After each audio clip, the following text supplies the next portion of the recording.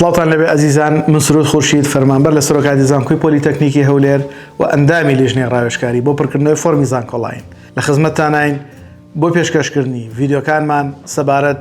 بە بەشەکانی پەیمانگە تەکنیکەکان لە هەرێمی کوردستان. لەم ڤیدیۆیەدا باسی کەمترین کۆنمرەی وەرگیراو لە بەشی پەرستاری لە هەموو پەیمانگەکانی هەرێمی کوردستانەکەین بۆ ئێوە خۆشەویست بۆ ساڵی خوێندنی 2021-2022.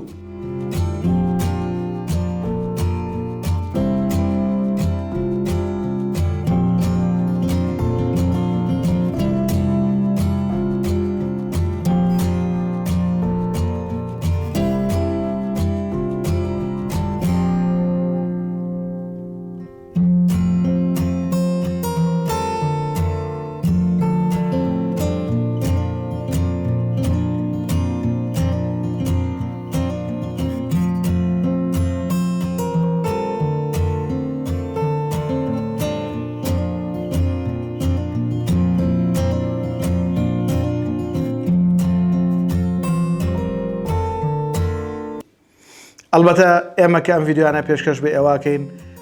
ئەمانە کۆنمرەی ساڵی پارن، لەبەر ئەوە تەنها ئەتوانن وەکو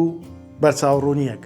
وەکو ئەوەی کە بتانەوە بزانن کەمترین کۆنمرە لە نزیکەی چەندە، لەوانەیە کۆنمرەکان بەرز ببنەوە، لەوانەیە کۆنمرەکان داببەزن، بەڵام ئەتوانین ئەمە وەکو بناغەیەک بەکاربێنین بۆی لە کاتی پڕکردنەوەی فۆرمی زانکۆڵاین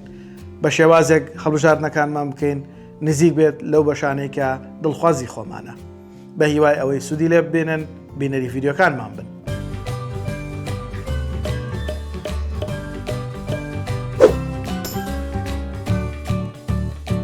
لایک، کۆمنت، سەبسکرایبی کەناڵەکەمان لە یاد مەکەن و هاوڕێیانتان ئاگادار بکەنەوە بۆ ئەوانیش باشترین و زۆرترین سوود لە کەناڵەکەمان ببینن، بە هیوای سەرکەوتنتان.